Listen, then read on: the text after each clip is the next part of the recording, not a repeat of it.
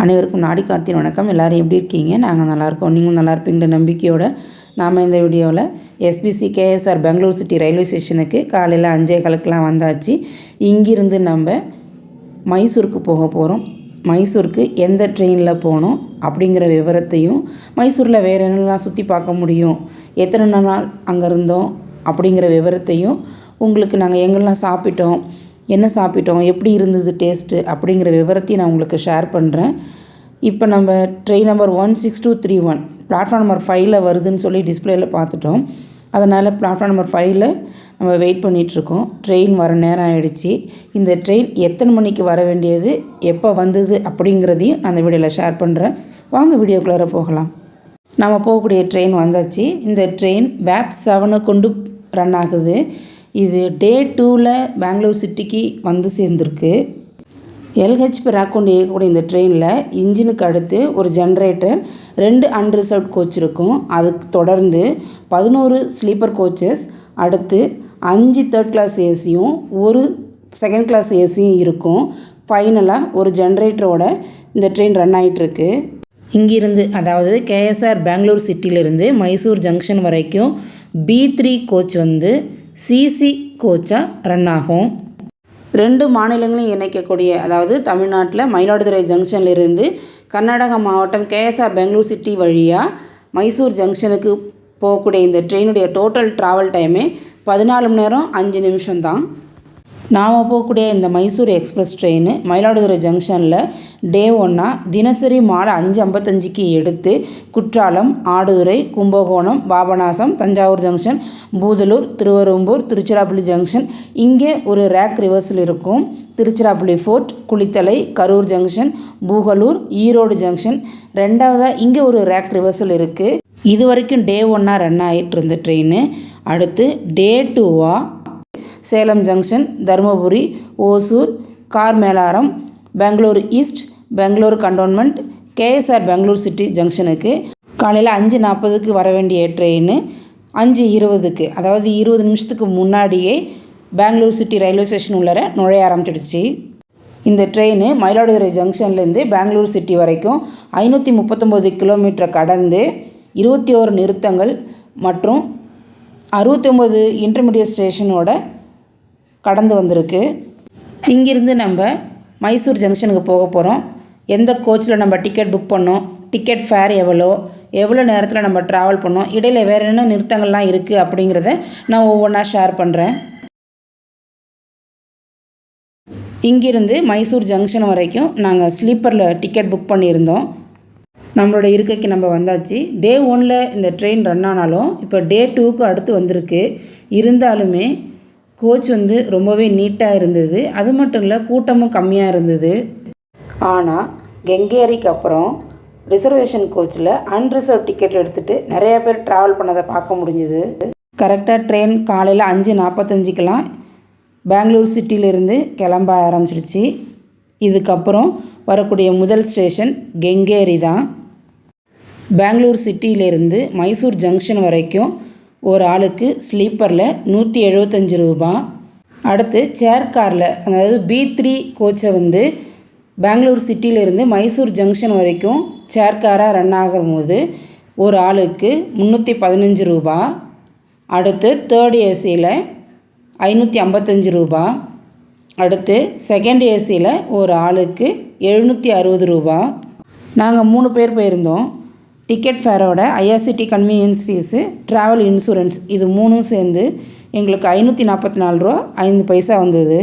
கெங்கேரிக்கு 6:04க்கெலாம் வரணும். ஆனால் 6:10க்கு தான் வந்தது. வண்டி 6 நிமிஷம் லேட்டில் தான் போயிட்டுருக்கோம். ஆன் டைமில் எடுத்தாலும் லேட்டில் தான் போயிட்டுருக்கோம். ஆனால் மைசூர் ஜங்ஷனுக்கு எத்தனை மணிக்கு ரீச் ஆகிருக்கோம் அப்படிங்கிறதையும் நான் ஷேர் பண்ணுறேன்.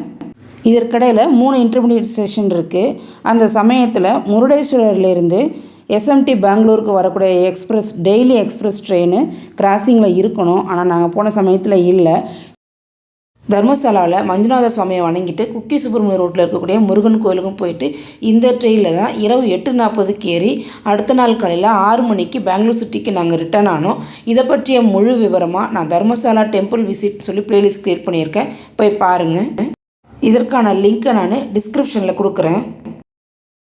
மயிலாடுதுறை மைசூர் எக்ஸ்பிரஸாக ரன் ஆகும் பொழுது ப்ரீமியம் தக்கல் இந்த ட்ரெயினுக்கு அவைலபிலிட்டியாக இருக்குது. அதுபோல் கேஎஸ்ஆர் பெங்களூர்லேருந்து தஞ்சாவூர் வரைக்கும் ரன் ஆகும் பொழுது தஞ்சாவூர் எக்ஸ்பிரஸாக இது ரன் ஆகிட்டுருக்கு. இந்த ட்ரெயினுக்கு பேண்ட்ரி கார் கிடையாது, ஆன்போர்டு கேட்ரிங் சர்வீஸ் இருக்குது. அது மட்டும் இல்லை, catering service Thanjavur junction, Tiruchirappalli junction, Erode junction இந்த 3 ஜங்ஷனில் மட்டும்தான் இருக்குது. மறுமார்க்கமாக மயிலாடுதுறை விரைவு வண்டியாக வரும்பொழுது எங்கெல்லாம் கேட்ரிங் சர்வீஸ் இருக்குது அப்படிங்கிறத நான் இந்த வீடியோவில் ஷேர் பண்ணியிருக்கேன். இப்போ நம்ம ராம்நகரம் அந்த ஸ்டேஷனை கடந்து போயிட்டுருக்கோம். இந்த ட்ரெயின் இங்கெல்லாம் நிற்கலை, ஆனால் நாங்கள் திரும்பி வரும்பொழுது வந்த ட்ரெயின் இங்கெல்லாம் நின்றுதா, எந்த ட்ரெயினில் வந்தோம் அப்படிங்கிறத நான் அடுத்த வீடியோவாக அப்லோட் பண்ணுறேன். கெங்கேரிக்கு அடுத்து மாண்டியா ஸ்டேஷன் தான் வரணும், ஆனால் இடையில் இருக்கக்கூடிய மாடூர் ஸ்டேஷனை சோதனை ஓட்டத்தின் அடிப்படையில் 6 மாதத்துக்கு, அதாவது ஜனவரி 29, 2024 ஜூலை 28 2024 வரைக்கும் இதுக்கு நிறுத்தங்கள் கொடுத்துருக்காங்க. அதுக்கு அடுத்து மாண்டியா ஸ்டேஷன் வரும். இதற்கு இடையில் ஒரு இன்டர்மீடியட் ஸ்டேஷனும் இருக்குது, ஆனால் அங்கே வண்டி நிற்காது. மறுமார்க்கமாக ட்ரெயின் நம்பர் 16232 மயிலாடுதுறை விரைவு வண்டி மைசூர் ஜங்ஷனில் தினசரி மாலை 4:15க்கு எடுத்து டே 1 இதே வழித்தடத்தில் சேலம் ஜங்ஷன் வரைக்கும் ரன் ஆகும். டே 2 ஈரோடு ஜங்ஷனில் தனது பயணத்தை ஆரம்பித்து தஞ்சாவூர் வழியாக மயிலாடுதுறைக்கு காலையில் 7 மணிக்கு சென்றடையும். நான் இந்த ட்ரெயினில் ட்ராவல் பண்ணும் பொழுது எனக்கு பெங்களூர் சிட்டிலேருந்து டிக்கெட் கிடைக்கல, ஆனால் நான் கெங்கேரியிலேருந்து டிக்கெட் புக் பண்ணியிருந்தேன். இந்த ட்ரெயின் ஆக்சுவலாக மைசூர் ஜங்ஷன்லேருந்து பெங்களூர் சிட்டி வரைக்கும் இந்த B3 கோச் மட்டும் சேர் காராக ரன் ஆகும். நான் தஞ்சாவூர் ஜங்ஷன் வரைக்கும் தான் டிக்கெட் புக் பண்ணியிருந்தேன். தஞ்சாவூர் ஜங்ஷனுக்கு ஆக்சுவல் டைமாக காலையில் 5:03க்கெலாம் வர வேண்டியது, நான் 4:30க்கெலாம் இறங்கிட்டேன். கிட்டத்தட்ட 33 நிமிஷத்துக்கு முன்னாடியே வண்டி தஞ்சாவூர் ஜங்ஷனுக்கு வந்துருச்சு. மறுமார்க்கமாக வரும்பொழுது catering service Mysore junction, Kengeri, KSR Bengaluru, அடுத்து பெங்களூர் கண்டோன்மெண்ட்டில் இருக்குது. இந்த வழித்தடத்தில் ஈரோடு ஜங்ஷனுக்கு அப்புறம் வரக்கூடிய பூகலூர் அந்த ஸ்டேஷனும் பார்த்தோம்னா ஒரு சோதனை ஓட்டத்தின் அடிப்படையில் தான் இங்கேயும் நிறுத்தங்கள் இருக்குது. இந்த நிறுத்தங்கள் 2023 செப்டம்பர் மாதம் 16 நடைமுறையில் இருக்குது. இந்த பயணத்தில் இறைவனால் படைக்கப்பட்ட இயற்கை சூழல், புகை மண்டலமாக தெரியக்கூடிய பனிமூட்டம், அது மட்டும் இல்லை நமக்கு பிடிச்ச பாடலையும் கேட்டுட்டு பயணம் செய்யும் பொழுது மனதுக்கு எவ்வளோ சந்தோஷமாக இருக்குமோ அந்த அளவுக்கு இந்த பயணமும் இனிதாகவே இருக்குது.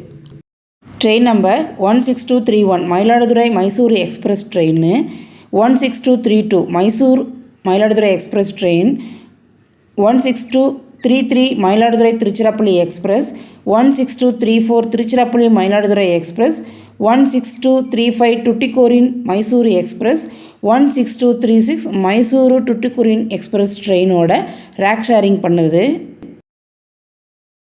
நாம் இப்போ மாண்டியா ஸ்டேஷன் நெருங்கிட்டுருக்கோம். மாண்டியா ஸ்டேஷனுக்கு ஆக்சுவல் டைம் 7:08க்கெலாம் வரணும், நம்ம 7:20க்கு தான் வந்துட்டுருக்கோம். கிட்டத்தட்ட 12 நிமிஷம் லேட்டில் நம்ம ரன்னிங்கில் இருக்கோம். காரைக்காலிருந்து மயிலாடுதுறை வழியாக SMT பெங்களூர் சிட்டிக்கு வரக்கூடிய தினசரி ஃபுல் அன்ரிசர்வ்ட் கோச் அந்த ட்ரெயினுடைய விவரத்தையும் நான் வீடியோவாக அப்லோட் பண்ணியிருக்கேன், போய் பாருங்கள். இது உங்களுக்கு பயனுள்ள தகவலாக இருக்கும். மாண்டியா ஸ்டேஷனுக்கும் மைசூர் ஜங்ஷனுக்கும் இடையில் 10 இன்டர்மீடியட் ஸ்டேஷன் இருக்குது. அதில் 2 இடம் குறிப்பிட்டு சொல்லணும். அது என்ன அப்படிங்கிறதும், அந்த இடத்துல ஒரு முக்கிய நிகழ்வும் இருக்குது அப்படிங்கிறதையும் நான் ஷேர் பண்ணியிருக்கேன். இந்த வழித்தடத்தில் 2 முக்கியமான இடம் இருக்குதுன்னு சொன்னேன் இல்லையா. ஒன்று இப்போ வரக்கூடிய காவேரி நார்த் பாயிண்ட் பிளேஸு, அடுத்து பஷ்சிமா வாகினி பிளேஸ். இந்த 2 இடமும் ஒரு முக்கியமான புனித நதி இருக்கக்கூடிய பிளேஸாக கருதப்படுது. 2 இடத்துலையும் ஓடக்கூடியது காவேரி நதி தான், ஆனால் அது இடத்துக்கு தகுந்த மாதிரி தன் பேரை மாற்றி அமைச்சிருக்கு. அது மட்டும் இல்லை, இந்த இடத்துல இன்னும் சிறப்புகள்லாம் இருக்குது, அதை நான் அடுத்தடுத்து சொல்கிறேன்.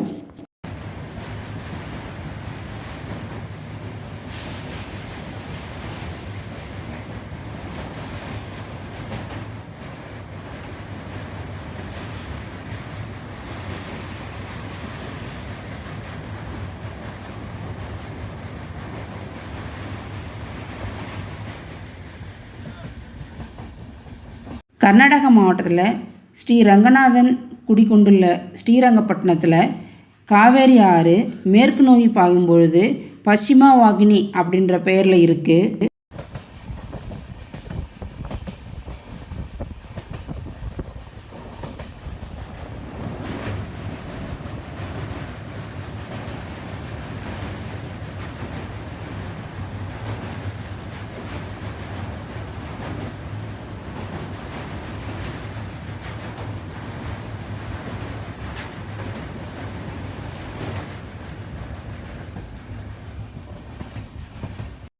இந்த நதிக்கரை ஓரத்தில் தான் இறந்தவர்களின் எரியூட்டு நிகழ்ச்சி நடந்ததுக்கப்புறம் வரக்கூடிய ஆஷை எடுத்துகிட்டு வந்து இந்த தண்ணியில் கரைப்பாங்களாம். அந்த அளவுக்கு இந்த இடத்துல புண்ணியமாக கருதப்படுது. இங்கே நம்ம அண்ணல் காந்தி, மகாத்மா காந்தியினுடைய சாம்பலையும் வாஜ்பாய் அவர்களுடைய சாம்பலையும் இந்த நதிக்கரை ஓரத்தில் தான் கரைச்சதாக சொல்லி கல்வெட்டு இருக்குது அப்படின்னு சொல்கிறாங்க.